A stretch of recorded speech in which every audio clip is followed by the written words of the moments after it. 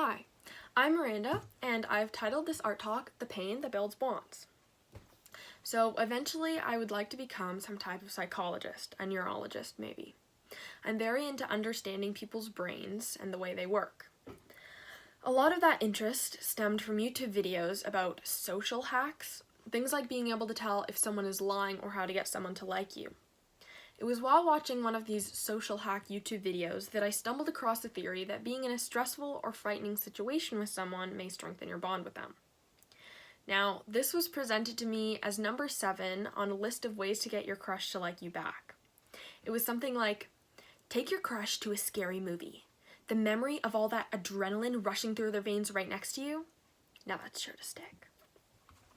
This hasn't been something I've thought about up until a few weeks ago when I was coming up with ideas for a photography project about the relationships I have in my life, specifically the relationship I have with my dad. Once the idea that pain and fear has the potential to build stronger bonds resurfaced, I started looking into my closest relationships. And while doing so, I realized a lot of the strength in these relationships is due to shared memories of pain or trauma.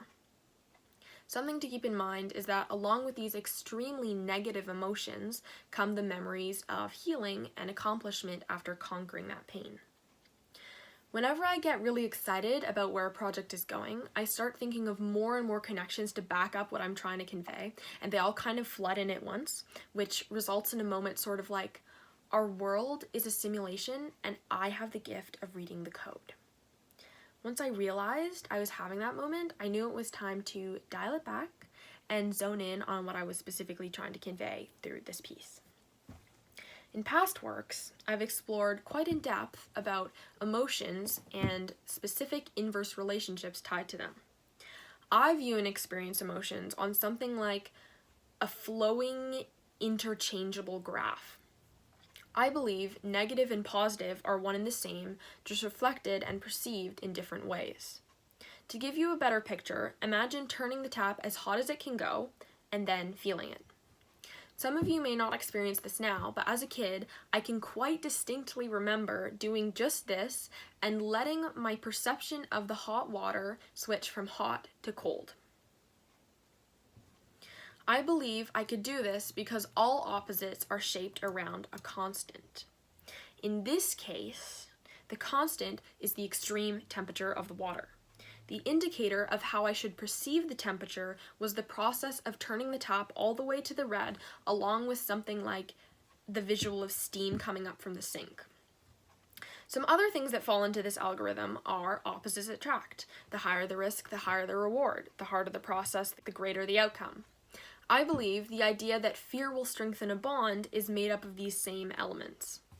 The constant is the bond being formed, and the two sides of the scale are the negative and positive memories that shape the bond. One of these forms of negativity can be fear, extending further physical pain and even trauma.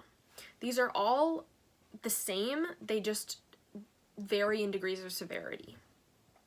The first one shows my hand as I grasp my dad's bike handle with my arm in the position I imagine his to be as he flew over the handlebars into oncoming traffic on DuPont near Dundas West. This was back in August of 2011, which would have made me 6 years old. The second is taken as I place my hand on the ground in the same position I saw his after he fell backwards off a red milk carton he was using for box jumps. We later learned he had fractured his scaphoid in his left wrist, which apparently is a very painful bone to fracture. These memories stick out to me and always will, not only because they are vaguely traumatic, but because the healing of his injuries was all that more meaningful. Though it may seem a bit cold on my part, I valued him more after the understanding of his impermanence. I believe the most self-completing change will derive from the realized love for the spawn of hate, or in this case, pain. Ignorance is bliss until you learn what you're missing. We spend years in therapy focusing on the traumas that have shaped us, just like we spend years making art about those exact same things.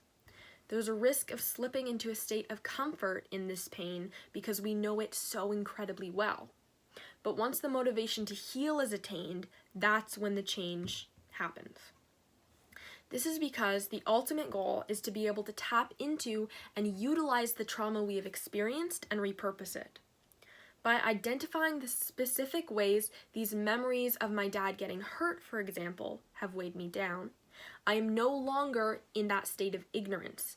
I have moved into the state of realizing what I'm missing and can achieve what's missing by letting my perception of these memories and emotions shift from fear and detachment into memories of healing and my newfound appreciation for his existence. Basically, I'm closing my eyes and letting the stream of water turn from burning hot to freezing cold. We can only learn to love the spawn of hate if we've identified what that is. Once we have, ignorance shifts into consciousness and then into the ability to gain a greater understanding and better quality of life. My name is Miranda Hyatt Orme. Thank you for listening to my art talk.